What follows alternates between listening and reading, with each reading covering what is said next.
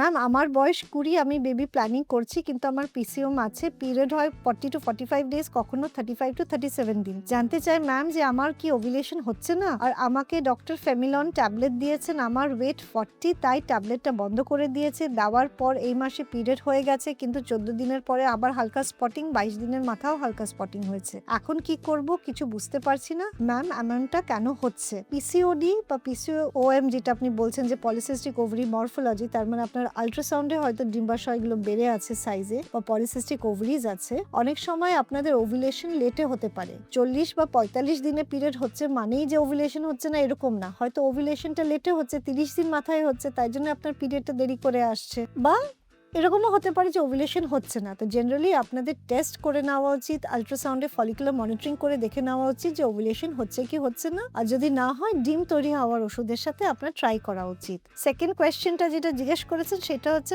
ফেমিলন tablet. ফেমিলন tablet এক ধরনের গর্ভনিরোধক tablet. সেটা আপনাকে হয়তো দেওয়া হয়েছিল মাসিকটা নিয়মিত করার জন্য, কিন্তু সেইটাতে আপনার প্রেগনেন্সি আসবে না, তাই জন্য ওষুধটা বন্ধ করে দেওয়া হয়েছে। অনেকবারই এই পিলস জাতীয় ওষুধ বন্ধ করলে আপনাদের পিরিয়ডস ইররেগুলার থাকতে পারে, সেটা নিয়ে চিন্তা করবেন না, ওটা ১-২ মাসে ঠিক হয়ে যাবে।